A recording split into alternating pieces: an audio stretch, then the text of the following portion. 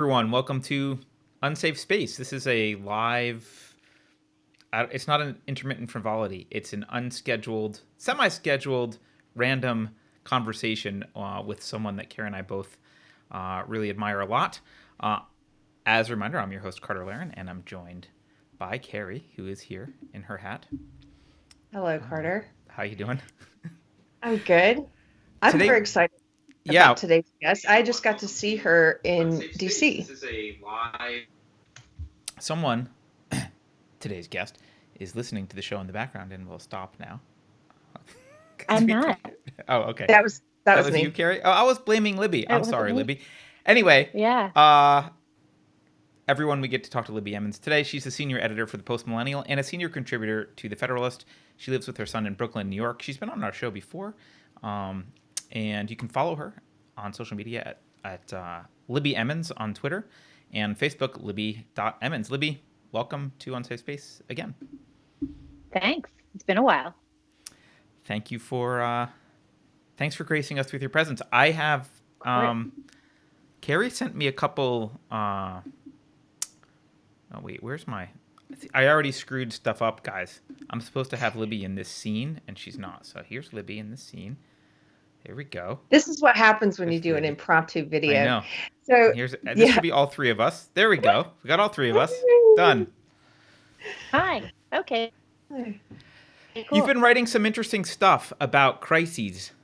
Yeah, I've been pretty interested about that. We've had so many crises this year, and there were also so many crises last year, which was fascinating. Yeah, so we have the COVID crisis, we have the racism crisis, the climate crisis. A Massachusetts mayor in Leominster recently declared that remote learning was a crisis, which is interesting. My son in the background, who has stayed home from remote school today, said, yes, it is. Yeah. So it's pretty interesting. So yeah, so we had the COVID crisis, and that crisis was used as a means to enact broad, sweeping executive powers over the entire population. And then when President Trump did not go along with enacting these broad, sweeping, freedom stealing measures at the federal level, and everybody did it at the state and local level, he was criticized for not doing it, as though the federal government actually has the kind of overarching, wildly totalitarian power to do that kind of thing, which they don't. That was pretty interesting. And then we had, so we did that for a while. And then it turned out that racism was a bigger health crisis than the plague. So after that, after it turned out that racism was a much bigger health crisis than plague, uh, people who were against racism got to leave their homes and go speak their minds against racism, which, I mean, obviously racism sucks. Like, no, it's not a thing it's not reasonable to be racist. So people who wanted to speak against racism got to leave their homes. And if you didn't want to speak against racism, then not only were you probably racist, but you didn't get to leave your house either. Can we pause there for a second? So, in one of the pieces that Carter's talking about, and this one is on the Post Millennial, and it's titled "Joe Biden and his supporters want us to live in perpetual crisis." And in that one, you kind of lay out all the different times this year we've been told that something is a public health crisis. And as you're saying, we started hearing it in the public consciousness that racism is now a public health crisis. What is the criteria for declaring something a public health crisis? Well, I think we don't know. And I don't think anyone who declares these things public health crises knows either. A good example of that is racism. If racism is a public health crisis, then we need to stop the presses and jump on board of fixing racism. Right now, racism has been with us for an exceedingly long time. It's certainly, there was racism prior to the founding of the United States. There was racism all over Europe. There's racism in Africa. There's racism in South America. There's racism in East Asia and South Asia, as well as North America. North America does not have a monopoly on disliking people and oppressing them because they are different. In fairness, there's only racism on the planet where there are humans. Right. That's a super good point. And I think we should definitely keep that in mind. So there's that. So the public health crisis of racism is actually pretty poorly defined as to what that crisis means.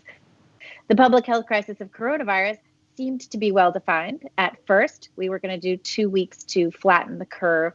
And then that way, I mean, the idea behind the flatten the curve, right, made a lot of sense. Let's not flood the hospitals with our sick people. Probably a lot of us are going to get sick. Let's just try not to all get sick at the same time, right? That seemed really reasonable and even sort of smart. Let's not all get sick at the same time. Good chance a bunch of us are going to get really sick, right? And we're going to have to go to the hospital. We saw it happen in Europe. We saw it happen in China until they stopped giving us any information whatsoever, which I think was in early March. Their numbers are still 83,000 dead because they haven't given us any new information, and they won't. So 2 weeks to flatten the curve is now 8 months plus to eliminate the virus from society altogether. It's a drastically different goal. It's not that it has nothing to do with the original goal. The original goal made sense. Let's not all get sick all at once. And now there's this new goal, which is we can't even have a single case of coronavirus. We're so terrified of it. Highly contagious. It's got the spike protein, all of that. People die from it. 200,000 people. Definitely not a great thing. Not something we want to have to, face personally or with people that we love. But there it is. Mm-hmm. This is something we have to deal with. There's not really any way around that. So in the other piece that you wrote, this is also on the Post Millennial, it's called Kamala Harris Declares Climate Change a Public Health Crisis. I guess not to belabor a point, but I never really thought of this until I read your piece. I think there should be a criteria for public officials using the term public health crisis, because otherwise you can just engage. It seems like the way it is now, anybody can just say that and engage in hyperbole, but you're doing it from a position of power where you're elected to represent the people, and you're contributing to panic you could be contributing to panic if you don't have some type of measurement of what qualifies for public health crisis. Right. I think that makes perfect sense. And yeah, Kamala Harris went out to the wildfires in California, in her home state, and she said that climate change is a public health crisis that we need to do something about. Joe Biden has said that climate change is this massive crisis that we need to do something about. And then he touts his record of having been working to correct the human-caused components of climate change since the 1980s. So if this is a massive public health crisis, we're going on 50 years of being sort of fine in this crisis. And there's also this idea that we're finding with, let's go with these 3 public health crises this year. We've got coronavirus, racism, and climate change. So the way that our elected leaders are dealing with each of these public health crises is to say, okay, this is a crisis, stop everything, right? Coronavirus, stop everything, no more school, no more work, go inside, just stay there. We'll let you know when it's safe to come out, right? When we have tackled the boogeyman, we'll let you know. Racism, stop everything. Everything is a disaster. Everything our country is about is complete nightmare, racist, terrible. Burn it down from the beginning. The Constitution is racist. The Declaration of Independence is racist. All of our founding fathers were racist, which, probably they were racist. Hold on one second. Honey, be quiet. See, homeschooling, the school thing is a crisis. Yeah. The mayor of Leominster, Massachusetts, Nicole Russell, wrote an article for us about this, declared remote learning a public health crisis because he was saying that our children are just not getting educated. And he is not wrong. The children are not getting educated. I'm trying to turn mine into an autodidact. That's going amazing so far. Nice. So, so then racism, shut it all down. Not just that, let's burn stuff down. Looting is reparations, et cetera, et cetera. Climate change, same thing. Governor Newsom in California said after 2035, no new gas-powered cars are going to be able to be sold in the state. We've got to stop everything. So I think there's also a complete fallacy about the idea that a crisis means we need to stop everything we're doing and drastically do something. Right. I think probably a crisis means these kinds of crises specifically should mean something more along the line. Let us assess the risk. Let's take stock of the threat, and let's figure out how we are going to adapt to this new threat, how we are going to deal with it in our daily lives so that we can continue being human beings and live in a successful society, which there's no doubt that the United States has been a very successful society. There are problems, of course, but a big part of why we're so aware of our problems is that American culture, primarily our ethos of American exceptionalism, means that we are perfectionists with regard to our own culture. We can sort of see what perfection would be. Mm-hmm. Right? Yeah. We can see what it would need and to have complete freedom and all of that. And we can't figure out how to get there. And the reason we can't figure out how to get there is because we're focusing on this end result as opposed to sticking with the processes that have gotten us to this point in the first place, which is valuing individual freedoms, maintaining individual liberty, tolerance and acceptance for people, equality under the law, right? We now have equality under the law. Is there still racism? This is have to get worked out. It's not, there aren't exactly legal measures to force people to change their hearts. You know what I mean? It's going to be a process, and we have to exist with that process and adapt and continue to express our freedoms, I think. My favorite part will be when Does that make sense? Yeah, totally. And my favorite part will be when the economy completely collapses, and that will be a crisis, and it will be blamed on capitalism. And see, the mixed economy doesn't work. We need more planning because we shut it down and it failed. Well, the Pope said that. The Pope said the other day yes, that capitalism has failed. Really? Well, capitalism tends to fail when you have totalitarian, dictatorial middle manager leaders telling everyone that they can't engage in any economic activity. Right. Then, yeah, it's going to fail. We shut all our businesses down, and it doesn't work after that. What do you know? Oh, no. If you take everyone's job away, they're unemployed. So, yeah. So something one thing Lady Della says in chat, she says, X is a public crisis is a catchphrase for more government control of individual lives. And I think she's right for the most part. Most of the times when I hear that, it seems always to be accompanied by, because, I've heard them say, mass shootings are a public health crisis. Why? Because they want to then impose legislation that would restrict the Second Amendment rights. What I'm curious about are the things with all these different public health crises that we're hearing about this year. Why aren't we hearing about some of the problems that have bigger death tolls or bigger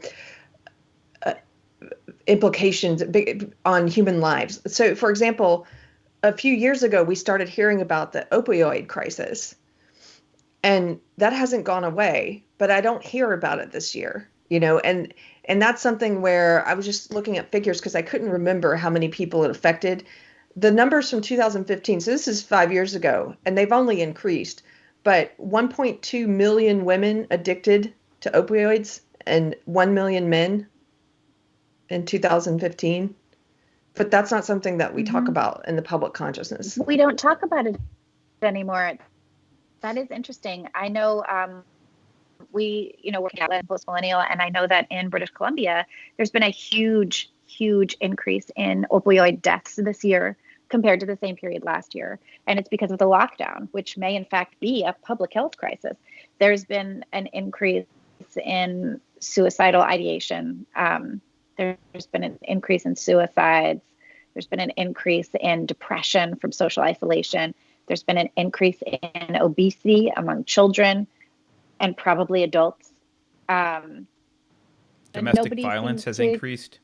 Domestic violence has increased. Yeah, I know that there's a lot of cases where teachers are the first ones who notice that children are being abused at home, and they're the ones who then are able to intervene and try and get help for that child. And that's not happening now. There was a case in Florida where a little girl was on a Zoom call and her mom's ex-boyfriend came into the house and shot her mom live on the Zoom call. Jeez. Yeah. Wow. So, I mean, Yeah. it's pretty... Well, but there is a definition for the crisis, though. There's a definition, and that definition is, would calling this thing a crisis allow us to exercise more power and expand our control over the population? That's the definition. That's why opioid crisis isn't talked about, because it won't work.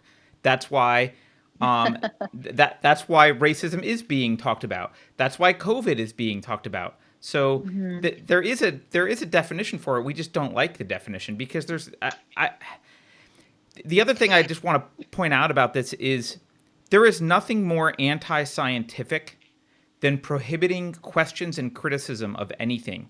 And when all of these crises, all of the ones you mentioned, COVID, racism, climate change, none of these things, you are not allowed to question any part of the narrative. You're not allowed to ask for clarification. You're not allowed to bring up counter evidence. You're not allowed to have a discussion. So to me, it's very clear that the entire word crisis is just a politically manufactured word for political ends. There's no pretense. It's just a pretense at anything. Yeah, right? And when you say not allowed, in very real ways, when we post things on Twitter or Facebook talking about, a lot of the wildfires in the past 10 years or something. But if you post that on Facebook, your piece is going to get flagged. Your site is going to get demonetized when it turns into a disaster. So you're not allowed to talk about that. When you talk about these things on Twitter, you get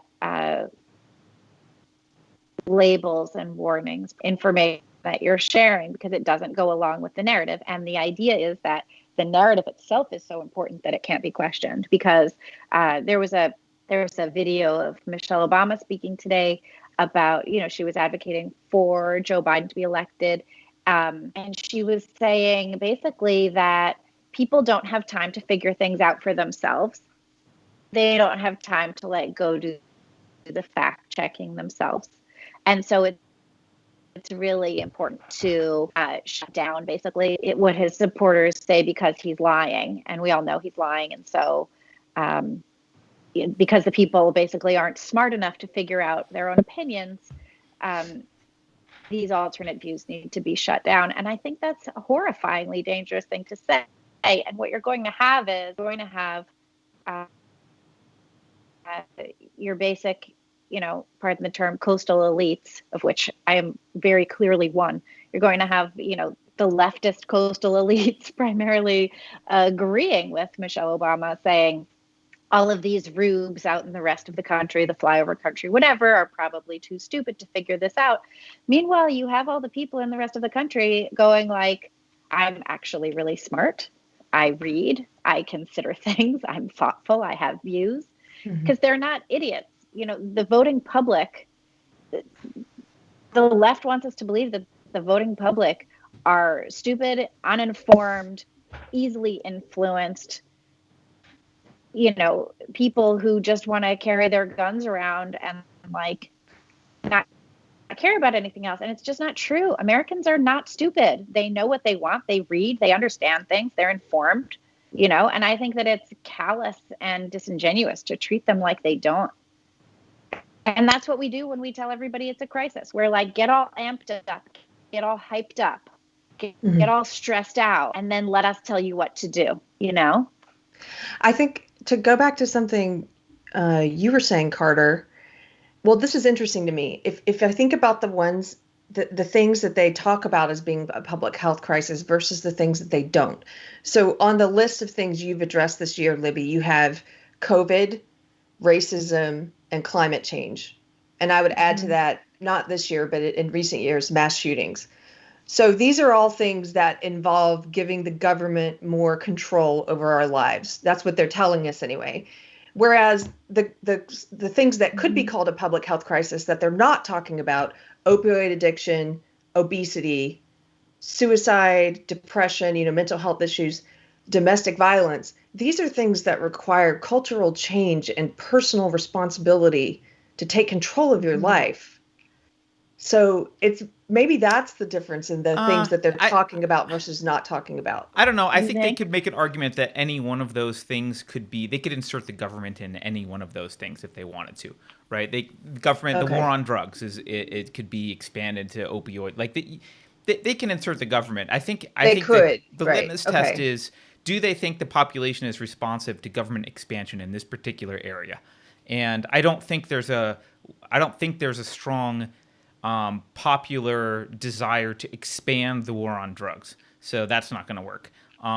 People aren't energized by some of the zone things. But I mean, look at how they couched 2008, right? They called it a financial crisis, but we never had a discussion about what actually caused it, other than you weren't really even allowed then to have a discussion. It must be not enough regulation. We must pass more regulation. It must be like larger government is definitely the answer. And don't you dare question why the existing revolving door between Wall Street and relationship with the government failed in some way and they bailed out large banks.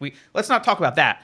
Let's just agree that the answer is larger government. And so I think it's really just, personally, I just think they're taking the pulse of the population and figuring out what can we get away with. Oh, George Floyd. The reason racism is a crisis is George Floyd and a few other incidents had a nice anecdotal visual narrative that got people riled up, and now was the time to pour gas on that fire. Now is the time to make a crisis out of it. If there's another mass shooting, now will be the time. Climate change, I think they've called that a crisis for decades. Okay, so do you see them ever doing that with any of those things on the list? I just like with drugs, they may come back to that at some point. This is a public health crisis and we need more government regulation. I think if they could get away with it, they would. I think public sentiment for the war on drugs is starting to move the other direction. So I think that will be a hard case to make. As you see, like marijuana, especially as things get legalized. Yeah. Yeah, right. Marijuana's getting legalized, so I think that'll be a hard case to make in the short term. What were some other things on your list, though, Keri? Obesity. Well, they are trying to make obesity. Yeah, they tried to do that. Yeah, and it turned out that the way to do that was to prohibit people from buying soda. Right. Right. So they are trying to do exactly. They are trying to make exactly what you. Okay. Yeah. What were some other things on your list? Obesity.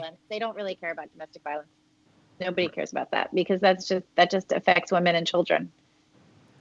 Yeah. So domestic violence is hard because really it's hard to how do you expand government for domestic violence? That's a hard one. Although. Yeah. Well, law enforcement is really a way to do that. If you look at the situations surrounding Jacob Blake, who was shot and paralyzed in Kenosha. If you look at what he had a warrant out for and what he was doing there, I believe he was violating a restraining order, and that's why the police were called on him. And you had the officer who did the shooting said that he believed the children were in danger or that they weren't actually supposed to be leaving the home at that point with Blake. So that's sort of a confusing situation. It's hard to figure out what all of the pieces are. There's vague narratives. But one thing we do know is that he had a warrant out because of a domestic violence situation. And that completely got swept under the rug because it's more important. The bigger crisis than the domestic violence crisis is the racism with police crisis. So nobody cares that But you are this woman seeing had experienced that. Yeah, that's a good point. I agree. They don't. But you are seeing the with respect to kids. You are seeing a lot of this argument that we need government preschool, government daycare, government needs to get more involved early on with kids. And part of the justification for that is the crisis of parents not being able to properly raise their children or whatever. So I think it's just a litmus test for what can we get away with right now that's in the zeitgeist, like what's going to get people riled up that's going to allow us to expand our power. And we call that a crisis. Right. It's interesting because there's a lot of advocacy among the left for programs that are more similar to those in Scandinavian countries with regard to maternity leave and socialized medicine and things like that. And a writer just came to us recently. She was referred by Sumantra Maitra, who's a very interesting writer. This woman, Rachel Wolf, I believe she's an American living in Scandinavia. And she was talking about the policies with regard to families and children in Scandinavia are drastically different than they are here because so much aid towards helping families and raising children and education and, maternal leave and all of these different things itself feels a much stronger responsibility for each individual child. And therefore feels a right to get much more involved between the parents and to structure and legislate parent-child relationships and what that's all about. So it looks like, in fact, these kinds of policies are more about driving a wedge into traditional family structure and putting the state more in charge of the children so that the children more belong to the state than they do to the parents. And while I think Americans have this fantastical idea of how much we could provide for our citizens in terms of what have you, maternal leave, education, all of these different programs and options, we have these ideas about what we can do, and we can sort of visualize how great it would be. What we don't ever visualize is the other side, right? I used to do bookkeeping for my job, and double entry bookkeeping there's two sides of every transaction. And I think that we forget that there are two sides of every social transaction as well. So the more we pay in taxes to fund fund families and all of this stuff, the more control, in fact, our government is going to demand, because the people are going to demand it because they're paying for it. Right? It's like when I was a kid and my mom would buy me an ice cream, she would take a giant bite and I would be like, "What are you doing?" And she would be like, "That's the tax. You have to pay tax on the ice cream that I bought you." So we forget about that. Anytime you get something from the government, you have to give something back. And what we're going to be giving back, and what we give back in every case, are our freedoms. We inch away our rights just little by little until we don't even notice that we've done it anymore. I was saying that I was talking to some people on Twitter today who were saying, what lockout? You mean that you have to wear a mask? Are you annoyed that you have to go to that when you go to the gym, you can't stand next to other people? What are you even talking about? And there it is. Little by little, we give away our rights, just a teensy bit at a time. And then the people who are comfortable having given away their rights shame everybody else for not taking enough responsibility, for themselves, and being upset that they have to wear a mask. Maybe the masks are super helpful and are saving everybody's lives. If so, why are we having an uptick in cases in New York? Everybody on the street is wearing a mask. I never see anybody without a mask in the city. Same thing in Washington, D.C. What's going on with that? But yeah, that's the problem. If the government gives to us, we're going to have to give back, and we're not going to like what we have to give away. That's a great point about people looking around and sort of the people who are comfortable giving away rights, shaming those who aren't. And I think they get the whole concept of personal responsibility backwards. because they don't seem to understand what personal responsibility means. Personal responsibility does not mean government mandates. It means personal responsibility. You take yours, I take mine. You choose what risk you subject yourself to. I choose what risk I subject myself to. Everything we do is we weigh the risk in every choice that we make. You choose to go out on the road and drive, you're taking a risk, but you make that choice and you decide what things you're willing to do and what things you're not. And when we don't have mandates, government mandates restricting personal freedom, basically say, you guys are too stupid to figure out personal responsibility. We're going to tell you what you have to do. No, thank you. Yeah. And I'm not prohibiting people. I'm not going to go skydiving. Those two things are not mutually exclusive, Yeah. Like, that's okay. You don't have to have the government tell you what to do. Yeah. And it's sort of infuriating to watch, especially coming from the left, where I know we both, to see how easily and comfortably these rights are being given away, these rights that have been so hard fought for. The Civil Rights Act, what does it mean if we're just going to keep giving away our rights? When are we going to get to those? How soon are we getting to the point where you just give it all away? And to a certain extent, we are giving away some of our protections under the Civil Rights Act, just by changing the concept of sex protections to gender protections and then allowing self-ID.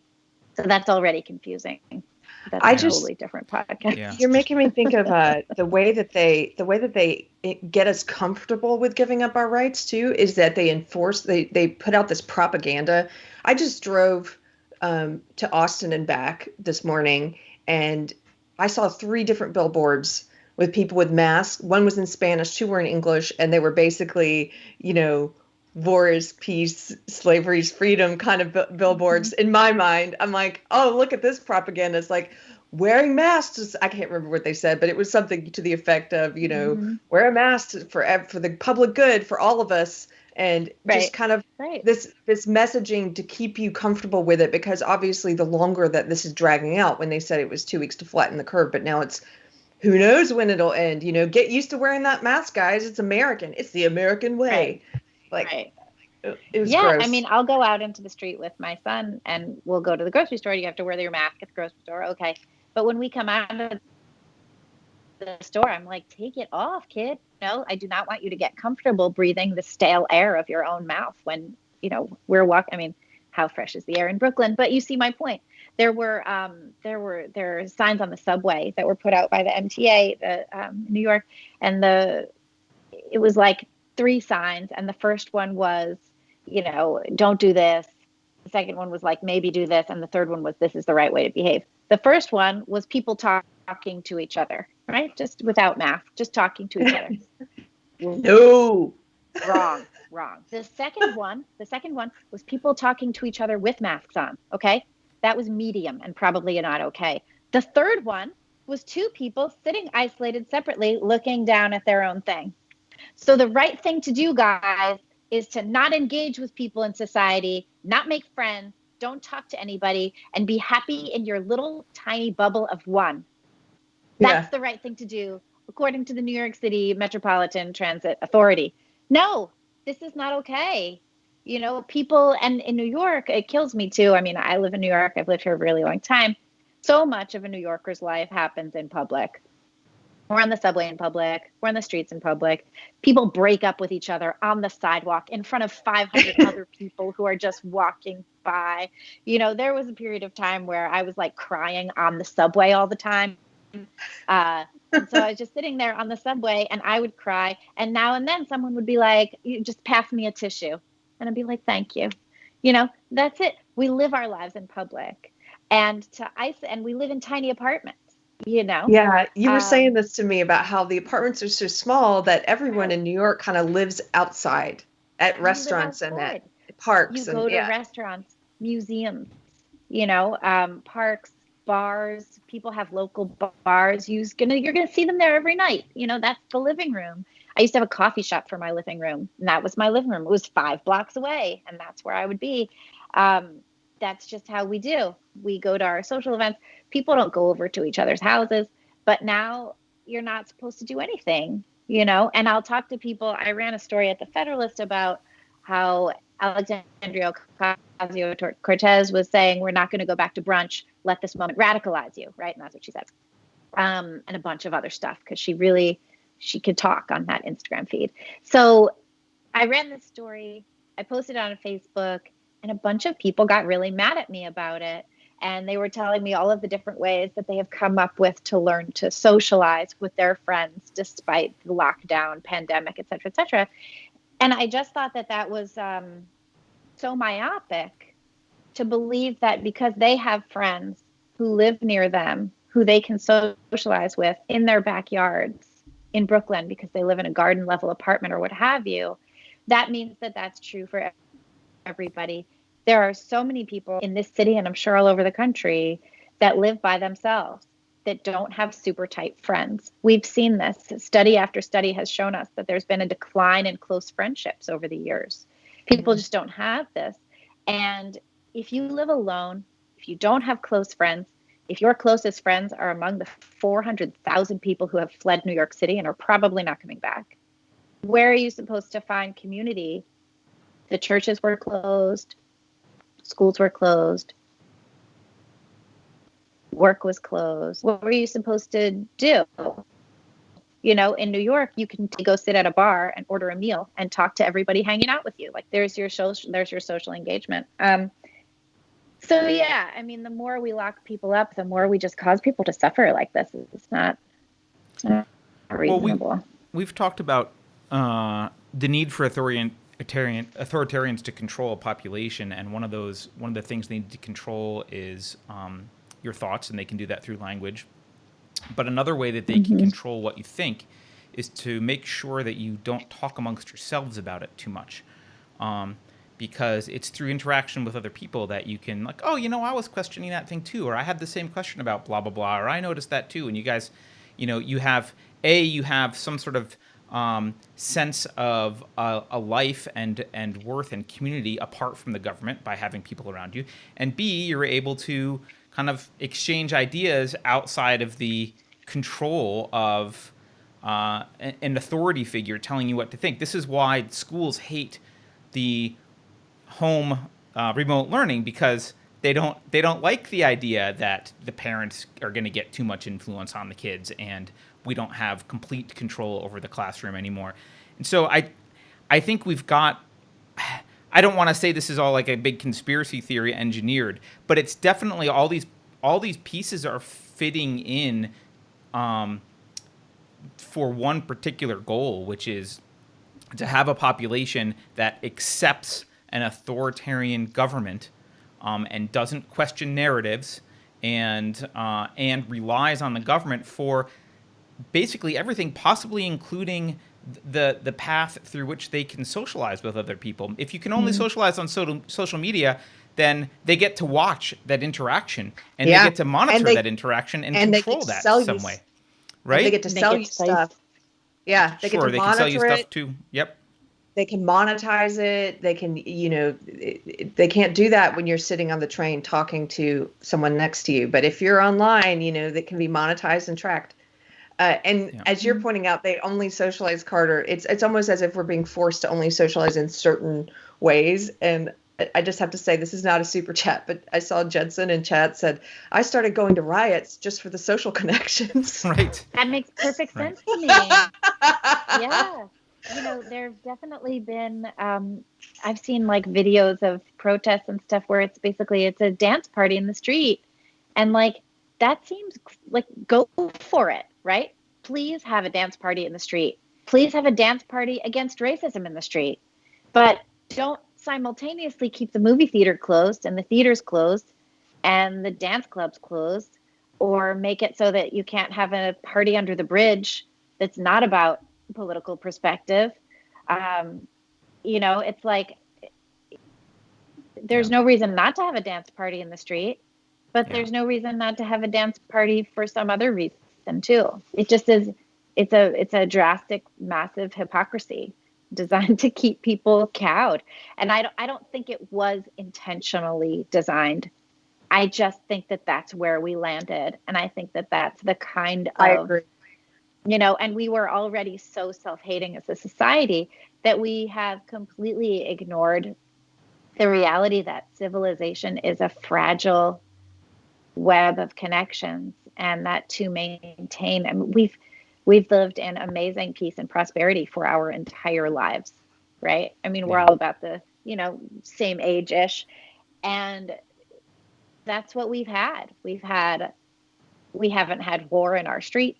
We haven't, other than like 9/11, we haven't really had, there he goes, wandering around. Anyway, we haven't had a lot of that stuff. We've had increasing economic prosperity across the board and across the world, and we just hate it so much. Yeah, we want something to be focused on and to have a crisis about. I have a question for you guys both, and this Tatiana Fisk in the chat made me think of this. She said earlier something to the effect of, "Have you noticed there haven't been any school shootings in 2020?" And I just looked it up on Wikipedia, and I had to scroll forever through 2019, all the list of school shootings, to get to 2020. And there was, according to Wikipedia, there were a couple in January, there was one in February, and then there wasn't another one until September. And this was a drug deal gone wrong in a parking lot where one person was killed. So it's not the type of mass shooting we think of. So I'm curious, why is that? Why are we seeing school? There's no school, but that makes it difficult to have school shootings. There's no one at school. Yes. But aside from that, but mass shootings, what, like Orlando nightclub? Because there's no gatherings of people theater. To go mass shoot. But you know what it is? Yeah. I think it's much different. Okay. I think it has to do with definitions. We have had mass shootings. We've had hundreds of people killed in Chicago. We've had mass shootings in New York City. We've had lots of people shot. It's just that when we think about mass shootings, no one considers, organized crime. No one considers, the street violence associated with organized crime. Why don't they do that? Why does that not count as a mass shooting? Right, but that's not ever counted as a mass shooting. They've always it's not ever cared counted Chicago. As a mass shooting because just doesn't matter. It just doesn't fit the narrative. Right. It doesn't fit the narrative of disgruntled, white people taking their white supremacy and shooting up schools. Right. And that's the narrative that we hear about mass shootings. We don't hear the narrative about people with guns who are involved in organized criminal activities. And we hear now that the only reason there's crime is because there's poverty and want and all of that stuff. The reason there's crime is because there's avarice and greed, just like the same reason there's always been organized crime. People can find a great tax-free way to get what they want and get it fast and easier than having to, get involved in the white collar crime that happens on Wall Street or whatever. I don't know. But it doesn't suit the narrative. And so we don't hear about it. Right. Here's what I think. I asked. Okay. Well, I have an idea about this. Some places are in session, by the way. Some schools, like here in Texas, I have friends whose kids are back in school, but I know it varies by state. Relatively. Yeah, but here's what I think is happening. One, when the media focuses on something and they decide to make it a crisis and they give it a lot of attention, I think you get copycat scenarios going on. And so school shooting is not the narrative right now. It's just not. COVID's the narrative. Racism is the narrative. And I think that the narrative that they sell us of these disaffected white young men who go and shoot up lots of places, those guys are getting their what's the word? Their resentful anger and animosity out in other ways. Like somebody in chat said, why shoot up a school when you can go join a riot? There's riots now. Right. You can go get that out that way. Just and that's the narrative. Burn down a skyscraper. Burn down Ted Wheeler's house out in Portland. Yeah. Well, or you can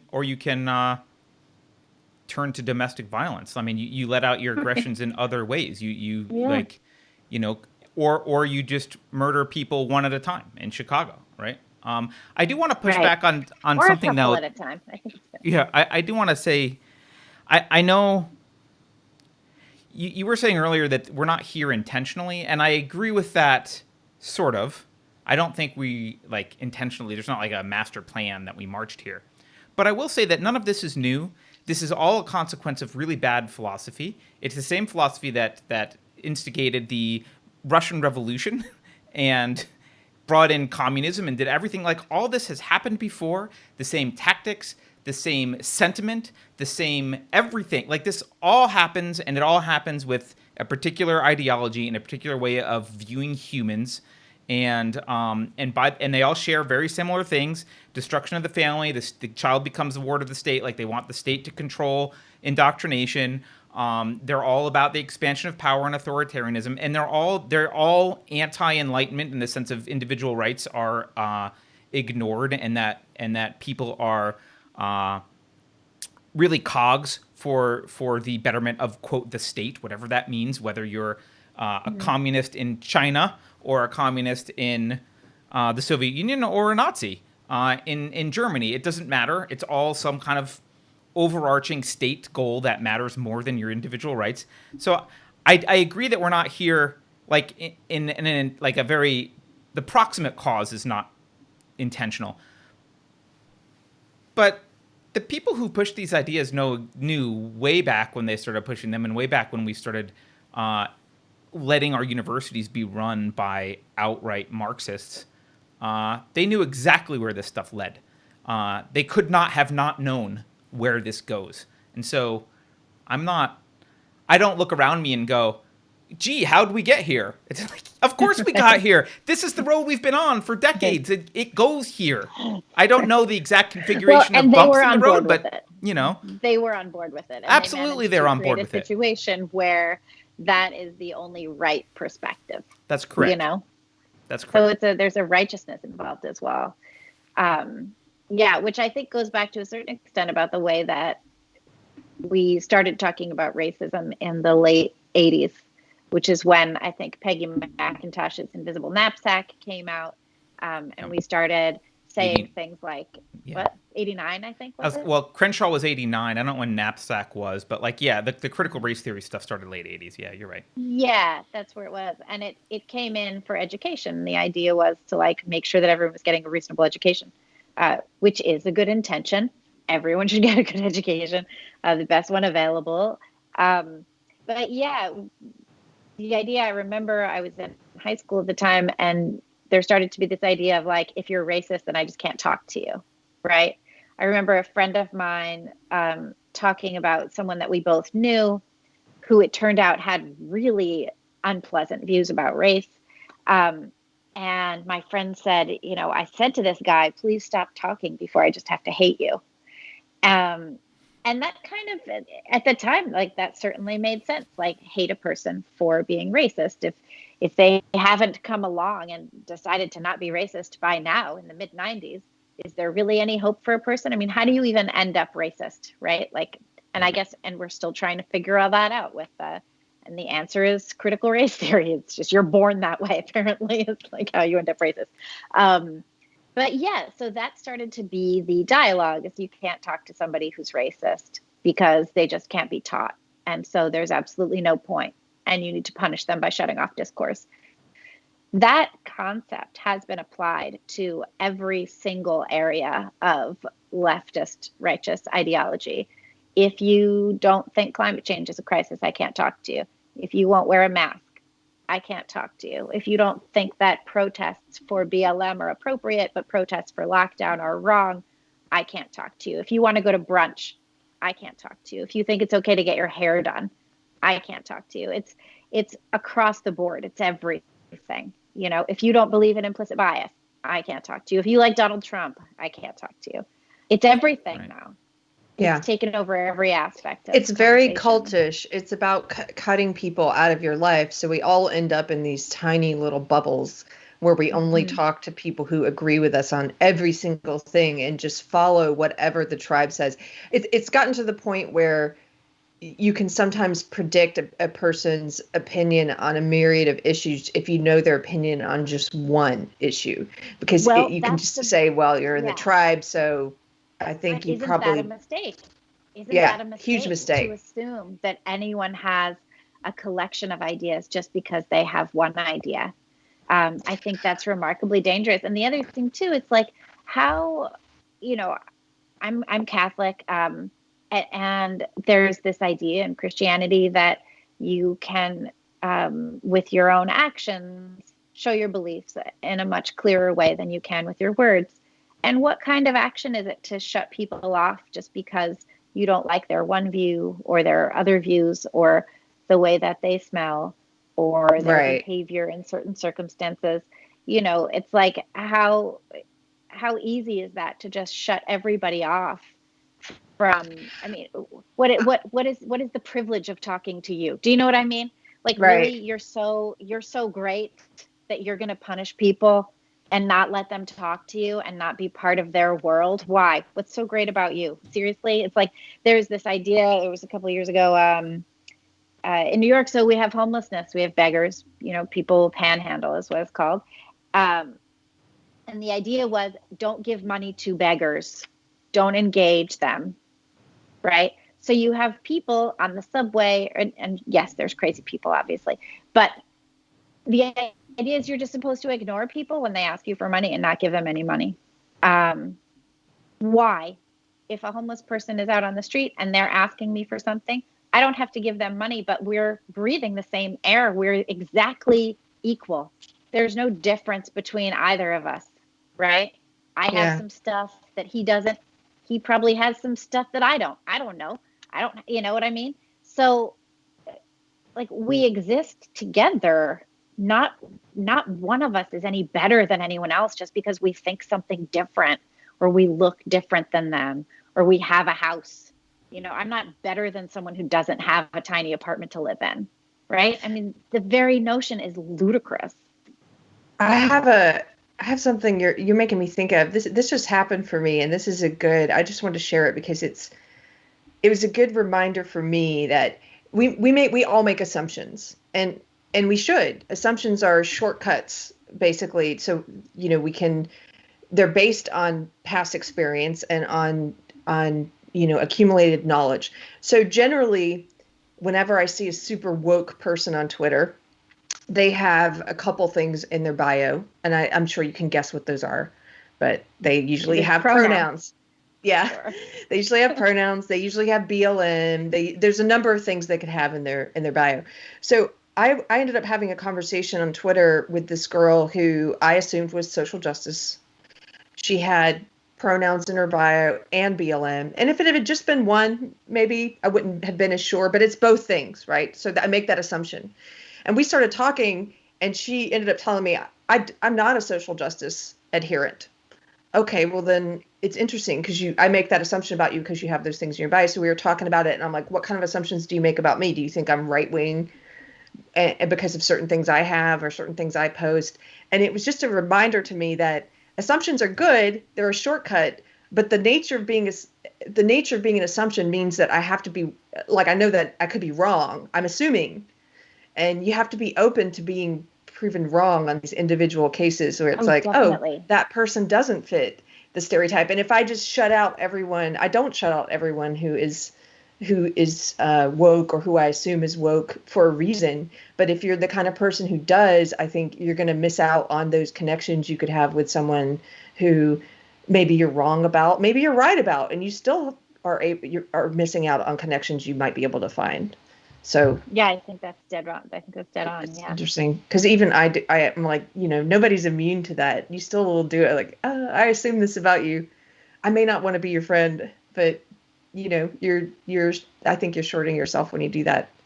Hey, I want to read one. We've only had one super chat, but I want to read it because it's a question for Libby, if that's okay. It's B. Allen.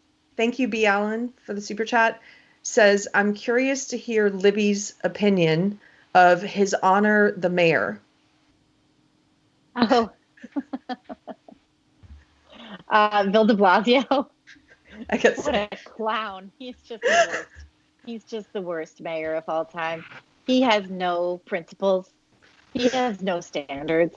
He just says whatever he thinks is going to be proven at any given time. And he appears to be a classic anti-Semite as well. So, I mean, God, like, when is he going to just be out of office? I think it's really a shame. I do like my city councilman, though, who is a Democrat. who I voted for as many times as I've seen him on the ballot. He always makes sure that we have garbage pickup, and he's really good. But the mayor, no, I don't like the mayor at all. He's terrible. He was out there telling everybody you have to stay in your homes and you have to wear a mask and you can't leave the house and you have to do all of this stuff. And then the next thing you know, he's out there going, hooray for 10,000 people in front of the Brooklyn Museum of Art in favor, advocating for Black trans lives. And he was in favor of that. And then the next thing you know, he's out there, he didn't have a permit and he's painting Black Lives Matter in front of the Trump Tower on Fifth Avenue. No permit, nothing, not following any of the rules, because it's perfectly okay for him to not follow the rules because he's the mayor. Totally stupid. What a clown. I hate him. That's an awesome answer. What a clown, I hate him is just that's the best answer. Can I want to get back to something. He shut the playground. Playground and then got mad at people for clipping the locks. It's like, how is it better to have the children playing in the street when they can't go to school? Or can we just open the stupid parks? Come on. And the parks were packed. We're out there having a picnic, trying not to get the COVID. And there we are it's just play on the damn fucking, excuse me.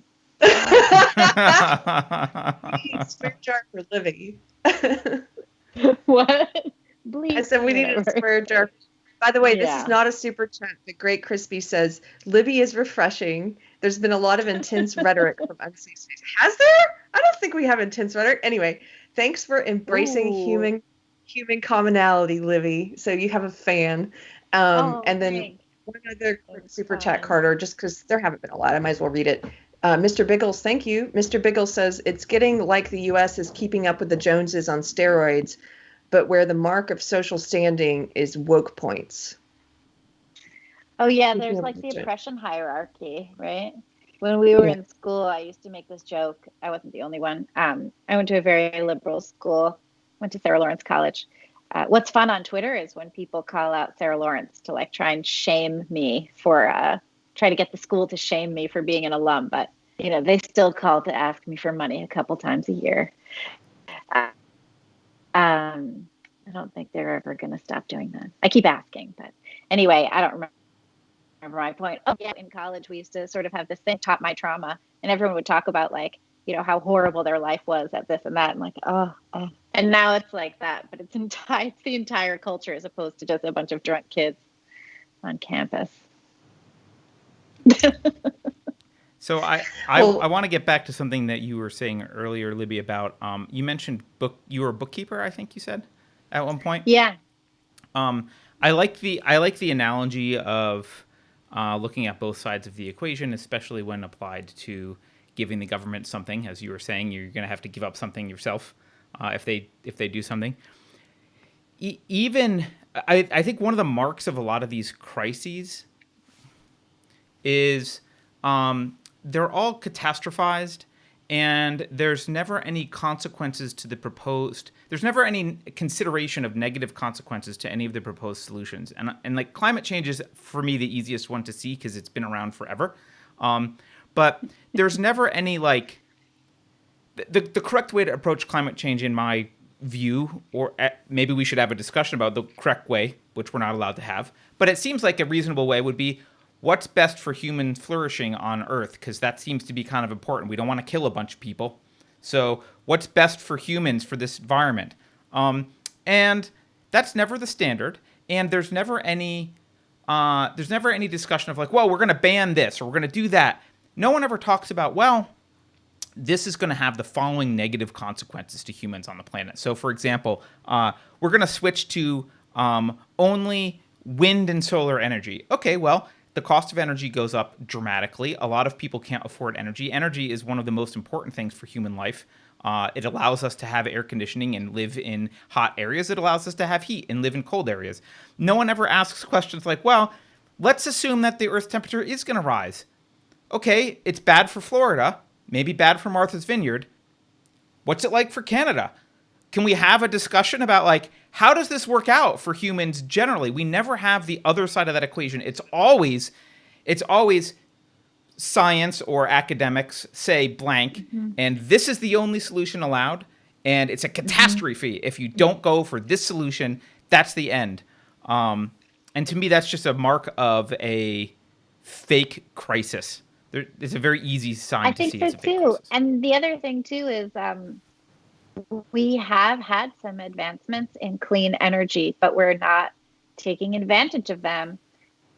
Nuclear energy is remarkably clean energy compared to fossil fuels, compared to natural gas, oil, coal, all of that. It's remarkably cheaper than solar and wind, and solar and wind come with waste as well. Those turbines don't last forever. There's nothing you can do with them. They're an eyesore. They eat birds for breakfast. Right. I mean, these are not great things. But nuclear energy was completely, vilified by the baby boomer generation, who decided that though there had been no fatalities from nuclear energy, they did not want nuclear power plants in their area. Newsom, back to California, shut down, I think he shut down a nuclear power plant because of, it's bad for the environment. But they have a faulty electrical grid. This nuclear power plant provided. Yeah, there you go. We have brownouts. Power plant, yeah. It provided energy for like hundreds of thousands of people, and they took it offline because why? It's not because we're believing the science, right? Because the science would tell us that nuclear energy is remarkably cleaner than all of this other stuff. And if we look at the history of energy, if we look at the history of fuel, which I think is just so fascinating, right? Think about it. Like, we used to burn down forests because we needed that fuel. So we used to do that, in places they still do that. In Chekhov, in Anton Chekhov's Uncle Vanya, forget who it was, Vashelin, who knows what his name is. Anyway, he's got this great speech about how the Russian peasants are burning down the forests and how devastating it is that they are burning down the forest when they should just pick up the peat that is naturally occurring or whatever on the ground and use that for their furnaces, but they're burning down forests instead. And peat, while maybe it was more renewable than the forest, which was Vachelin's, I think it was Vachelin, which was his concern, it's a much dirtier fuel to breathe in and to have in your home. And so that's why the peasants would use trees instead. And Vachelin didn't like this burning down the forest, right? He thought this was terrible, this cutting down of the forest. That's the same story forever. We had whale oil, right? I mean, Moby Dick is about hunting whales. Why were we hunting whales? We were hunting whales to use as fuel. We used them for light. We used them for, I think, energy. We used them for all of this stuff. And that's what we used. We used whales. The only reason we saved the whales was because we stopped needing that fuel source. Right. If we were still operating on whale oil or whatever, blubber, whatever, who knows how nasty that whole thing is. If we were still operating on that, we would not have saved the whales, right? There would be no reason to save the whales. The only reason forests stopped getting cut down all over the place is because we found new forms of energy. We found oil, we found natural gas, we found coal. We used all this stuff, and every energy source that we use to propel ourselves to another new age of prosperity. And what is it that we are turning off? What prosperity are we turning off by refusing to use nuclear energy? Yes, there are risks associated with nuclear energy, of course. There are risks associated with every single kind of energy that human beings have ever tapped into since, who was it, Prometheus stole the fire from the gods? Yes, it was Prometheus. Right? Yeah. So it's the same. We risk the ire of the gods then. We risk the ire of the gods now. Whatever it is, that doesn't mean that we need to shut down progress and human adaptation. And we've got to figure out, tinfoil hat time. We've got to figure out how to use fuel to get beyond the confines of our solar system, right? I mean, don't we want to? We're dreamers, we're explorers. What do we need to burn to get past it? Let's find out. Maybe it's nuclear. Yeah. No, and I think Too bad. the nuclear thing is like one of the things that bothers me about the nuclear thing is when you see even when you see catastrophe from nuclear, you see everything from Chernobyl to Fukushima, right? If you add up the impact, the negative impact per kilowatt that nuclear power has had on humanity, those catastrophes pale in comparison to the slow injuries and death and everything else that happens with other forms of fuel. It's kind of like the mass shooting thing, right? It's like, oh, we're going to report on the one big event, but we're going to ignore Chicago where people are shot constantly all week, every weekend. And it's because nuclear power catastrophes lend themselves to sensationalism and these huge explosive stories, whereas, a couple people die in a coal mining accident every couple of years, no one cares. I just want to say, I think that's exactly right. I have a question from the chat. It's not a super chat, but he keeps posting, so I'm just going to ask you, Libby. So persistence is being rewarded. He's persistent, okay, yeah. But first of all, I want to say, too bad we can't find a way to harness energy out of outrage and moral indignation, because we would be set. That would be amazing. So Jeff in chat keeps asking about your opinion of Mayor de Blasio, and calling him anti-Semitic. What is that rooted in? Because anybody who's not in New York might not be familiar with that. I'm not. I assume it's about his response to synagogues, but I'm not sure. Yeah, so that's mostly about his coming out against he basically said that the Jewish neighborhoods were spreading coronavirus because they were refusing to self-isolate and refusing to lock themselves down, and insisting on holding communal gatherings.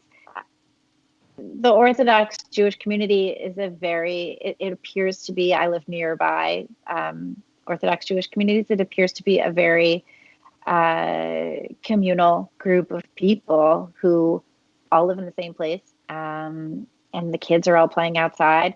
I'm sure Orthodox Jews who are detractors of this will tell you lots of problems with it. That's fine. Everything's got problems. I have no issue with that.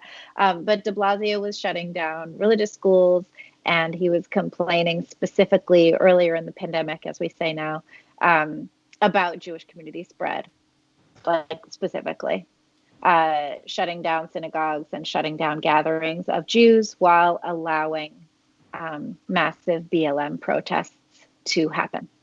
Yeah. So, there was at one point a bake sale that some Jewish kids were putting on for their school, and they called it a George Floyd bake sale so that they could hold it.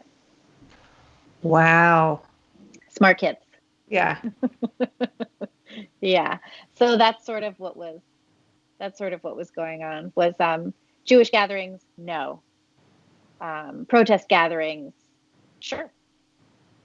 What the fuck is that? Excuse me again. Sorry. What is that about? That's not reasonable. And even now he's been saying, like, the Jewish community is at fault. And so punitively, we're going to have what they're calling a rewind. We had been on pause in New York. Cuomo was calling it a pause. And now it's a rewind. I guess we're rewinding to the place where we paused.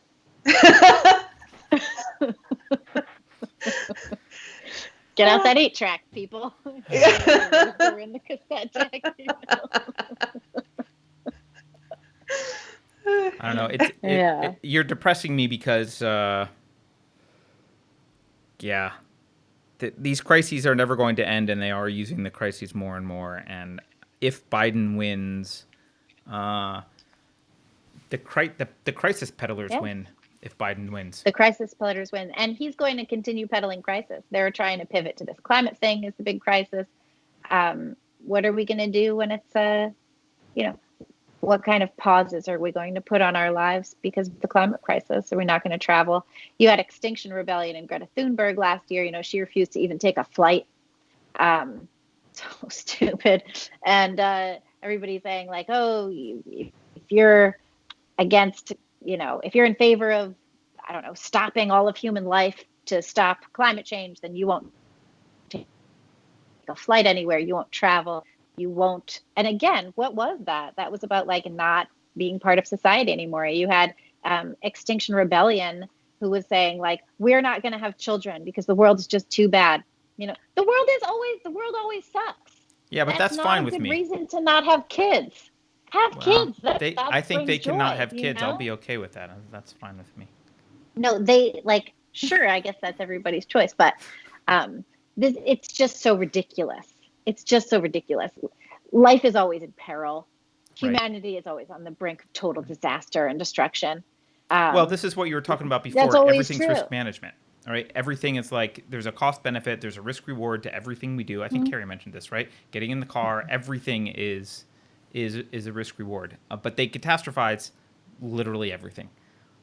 Yeah. And I never drove a car. I never had a license. The lockdown and the impending threat of new lockdowns made me spend the summer learning how to drive a car. I now have a license. And I'm so excited. And I'm at some point, to Texas. Yes. Now there's going to be a road trip possibility at some point in your future to the great state of Texas. My son even said today, he was like, Mom, I want to get out of town. And I was like, yeah, okay, let's do it. Let's get out of here. Yeah. Ludicrous. I'm excited. Well, Libby, I want to thank you so much for coming on today, and we're going to put it in the description where people can follow you. But again, Can you tell people your Twitter handle? My Twitter is Libby Emmons. And you guys go follow Libby, because Libby was in feminist theater, and now she's doing journalism, and she faced a lot of conservative journalism, and she's lost like a lot of people who have started engaging in wrongthink or just searching for truth or saying what they think. She's faced a lot of personal consequences of that, and gets regularly attacked by people for just being reasonable. So go show her some love at Libby Emmons on Twitter. It's loads of fun, and Mike always got something to say. Thanks so much, guys. I really appreciate it. Thanks for coming, Libby. It was a great talk. Yeah, thanks. Bye.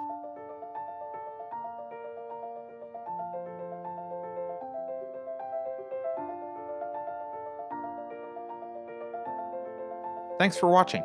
If you're new to the channel, we have a deep content library that includes interviews with everyone from Mike Cernovich to Megan Murphy, so go check it out. If you'd like to see more, please consider supporting the show by visiting unsafespace.com/donate. You can find us on all the major social media platforms, at least for now, and you can find a community of like-minded individuals on our Unsafe Space chat on Telegram. See you there.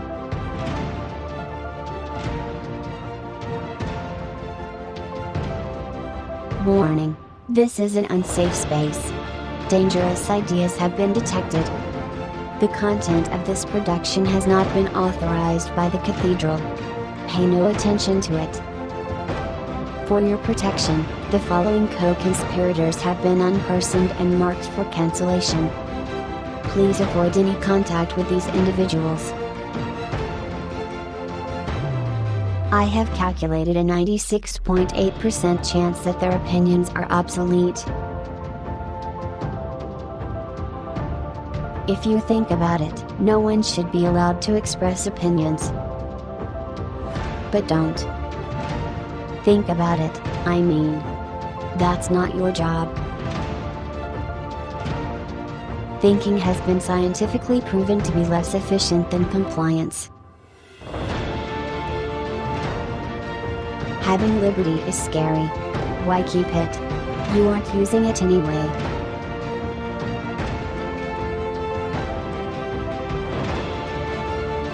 Computer voice courtesy. Never mind, that last line is fake news.